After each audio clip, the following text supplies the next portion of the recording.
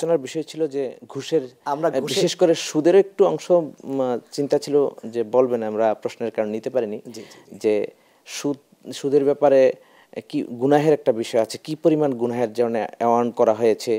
Number 2 হচ্ছে সুদটা কিভাবে ব্যাপকভাবে ছড়িয়ে যাচ্ছে, কিভাবে বাঁচতে পারি, কিছু অংশ বলছেন, প্রশ্নের কারণে বাকি অংশ রয়েছে। মোহতারাম বলুন প্লিজ। জি জি, সুদের যে বিষয়টি আল্লাহ তাআলা বলেছেন ফাজানু বিহারবিম মিনাল্লাহি ওয়া রাসূলি, কঠিন যে সুদ থেকে যদি তোমরা বাঁচতে না পারো তাহলে বলছে যে তাহলে তোমরা মানে আল্লাহ নবীকে বলেছেন আপনি তাদের বিরুদ্ধে জিহাদ ঘোষণা করুন, তাদের বিরুদ্ধে যুদ্ধ করুন। তার মানে কি ভয়াবহ অবস্থা এবং আদাফা মুদাআফা বলছে যে তোমরা ওই যে দিয়ে 500 টাকা দিয়ে 600 টাকা নিচ্ছ, 1 লাখ দিয়ে আরো 10,000 টাকা নিচ্ছ, কন্ট্যাক্ট করতেছো, চুক্তি করতেছো, যে কোনো চুক্তি, যে কোনো বাকিতে, যে কোনো মানে নাসিয়া বলা হয় যে 3 মাস পরে 10 মাস পরে আমাকে এই টাকা দিতে হবে, এই যে এই টাকা দিতে হবে, এই যে অতিরিক্ত টাকা, এটাই তো সুদ।